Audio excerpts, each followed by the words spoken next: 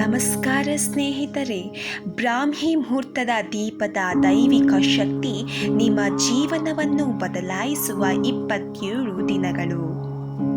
ಹೌದು ಸ್ನೇಹಿತರೆ, ಮನುಷ್ಯನು ಯಶಸ್ಸನ್ನು ಸಂಗ್ರಹಿಸಲು ಮತ್ತು ಜೀವನದಲ್ಲಿ ಯಶಸ್ಸನ್ನು ಕಾಣಬೇಕಾದರೆ ಮಾಡಬೇಕಾದ ಪ್ರಮುಖ ಪೂಜೆ ಬ್ರಾಹ್ಮಿ ಮುಹೂರ್ತವಾಗಿದೆ. ಮನುಷ್ಯನು ಸಂತೋಷದ ಗೃಹ ಜೀವನವನ್ನು ಹೊಂದಿರಬೇಕು. ಅದು ಉದ್ಯೋಗವಾಗಲಿ ಅಥವಾ ವೃತ್ತಿಯಾಗಲಿ, ಅವನಿಗೆ ಉತ್ತಮ ಆದಾಯವಿರಬೇಕು. ಅವನು ಋಣಮುಕ್ತ ಜೀವನ ಹೊಂದಬೇಕು. ಅವನು ಆರೋಗ್ಯಕರ ಜೀವನ ಹೊಂದಬೇಕು.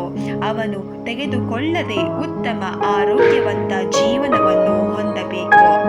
ಮನುಷ್ಯನ ಜೀವನದಲ್ಲಿ ಏನೇ ಮಾಡಿದರೂ ಎಂದಿಗೂ ಸಾಧಿಸಲಾಗದ ಕೆಲವು ವಿಷಯಗಳಿವೆ.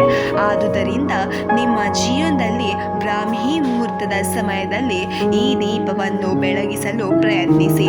ನಿಮಗೆ ಸಿಗದಿದ್ದದನ್ನು ಪಡೆಯಲು 27 ದಿನಗಳಲ್ಲಿ ನಿಮ್ಮ ಆಸೆ ಈಡೇರುವ ಸಾಧ್ಯತೆ 99% ಇದೆ. ಆ 1%ಗೆ ಅವಕಾಶವಿಲ್ಲ.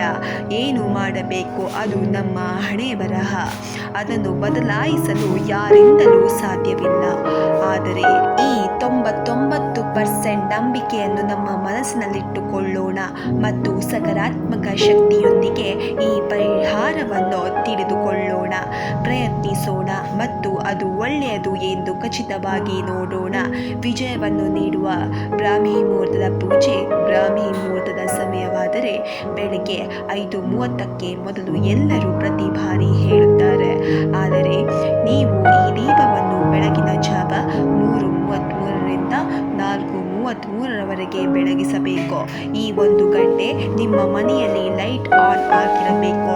ಸರಿಯಾಗಿ 3:33 ಗಂಟೆಗೆ ನಿಮ್ಮ ಪ್ರಾರ್ಥನೆಯನ್ನು ಹೇಳಿ ಮತ್ತು ಪೂಜಾ ಕೋಣೆಯಲ್ಲಿ ದೀಪವನ್ನು ಬೆಳಗಿಸಿ 4:33ರವರೆಗೆ ಆ ದೀಪವನ್ನು ಏಸಬೇಕು.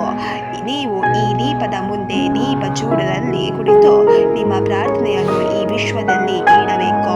ಅದುವೇ ಪರಿಹಾರ. ಕುಲದೇವತೆಯನ್ನು ಆಲೋಚಿಸಿ ಈ ಪರಿಹಾರವನ್ನು ಮಾಡಿದರೆ ಸಾಕು. ಲಕ್ಷಾಂತರ ಜನರು ಪ್ರಾರ್ಥಿಸಿದಾಗ ಆ ಪ್ರಾರ್ಥನೆಯು ವಿಶ್ವವನ್ನು ತಲುಪಲು ಸ್ವಲ್ಪ ಸಮಯ ತೆಗೆದುಕೊಳ್ಳುತ್ತದೆ. ಆದರೆ ಬ್ರಹ್ಮ ಮುಹೂರ್ತದ ಸಮಯದಲ್ಲಿ ಎಲ್ಲರೂ ಮಲಗುತ್ತಾರೆ. ಈ ಭೂಮಿ ಶಾಂತಿಯುತವಾಗಿರುತ್ತದೆ.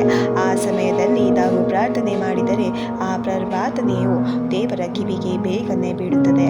ಎಲ್ಲರಿಗೂ ಅರ್ಥವಾಗುವ ರೀತಿಯಲ್ಲಿ ಮಾತನಾಡಿದರೆ ದೇವರೊಂದಿಗೆ ಮಾತನಾಡಲು ಆ ಸಮಯದಲ್ಲಿ ಟ್ರಾಫಿಕ್ ಜಾಮ್ ಇರುವುದಿಲ್ಲ. ಪ್ರಾರ್ಥನೆಯು ಭಗವಂತನ ಸ್ಥಾನವನ್ನು ತ್ವರಿತವಾಗಿ ತಲುಪಲು ಆ ಸಮಯದಲ್ಲಿ ಹೇಳುವ ಪೂಜೆಯೇ ಈ ಬ್ರಹ್ಮ ಮುಹೂರ್ತ ಪೂಜೆಯಾಗಿದೆ. ವಿನಂತಿಯಂತೆ ಏನನ್ನಾದರೂ ತೆಗೆದುಕೊಳ್ಳಿ. 27 ದಿನಗಳಲ್ಲಿ ಒಂದೇ ದಿನವನ್ನು ತಪ್ಪಿಸಿಕೊಳ್ಳಬೇಡಿ.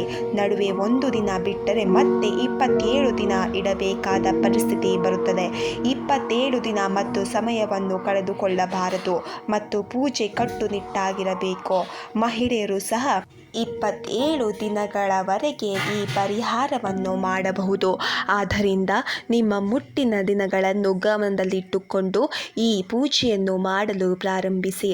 ನೀವು ಅಂದುಕೊಂಡಿದ್ದೇ ಆಗುವುದು ಖಂಡಿತ. ಎಷ್ಟೇ ದೊಡ್ಡ ವಿಷಯವಾಗಿದ್ದರೂ ಸಾಧಿಸುವುದು ಸುಲಭವಾದ ಪೂಜೆ. ಕೆಲವರು ಬೇಗನೆ ಶ್ರೀಮಂತರಾಗಲು ಬಯಸುತ್ತಾರೆ, ಆದರೆ ಅದನ್ನು ಈಡೇರಿಸಲು ಒಳ್ಳೆಯ ಕೆಲಸ ಸಿಗದೆ ನರಳಾಡುತ್ತಾರೆ. ವ್ಯಾಪಾರದಲ್ಲಿ ನಷ್ಟ ಉಂಟಾಗಲಿದೆ. ಎಲ್ಲವನ್ನು ಸರಿಪಡಿಸಲು ಹೆಚ್ಚು ತೊಂದರೆ ತೆಗೆದುಕೊಳ್ಳಬೇಡಿ. ಈ ಪೂಜೆಯನ್ನು ಮಾಡಿ ಮತ್ತು ನಿಮ್ಮ ದೈನಂದಿನ ಕೆಲಸವನ್ನು ಪ್ರಾರಂಭಿಸಿ. ಅದು ಸಾಕು ಮತ್ತು ದೇವರು ಅದನ್ನು ನೋಡಿಕೊಳ್ಳುತ್ತಾನೆ. ಒಳ್ಳೆಯದನ್ನು ಯೋಚಿಸುವವರಿಗೆ ಮಾತ್ರ ಒಳ್ಳೆಯದು ಸಂಭವಿಸುತ್ತದೆ.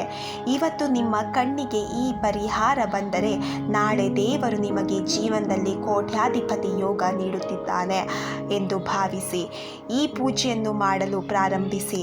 ಒಳ್ಳೆಯದು ಸಂಭವಿಸುತ್ತದೆ ಎಂಬ ಸಂದೇಶದೊಂದಿಗೆ ಇಂದಿನ ಆಧ್ಯಾತ್ಮಿಕ ಆವೃತ್ತಿಯನ್ನು ಮುಕ್ತಾಯಗೊಳಿಸೋಣ. ಧನ್ಯವಾದಗಳು.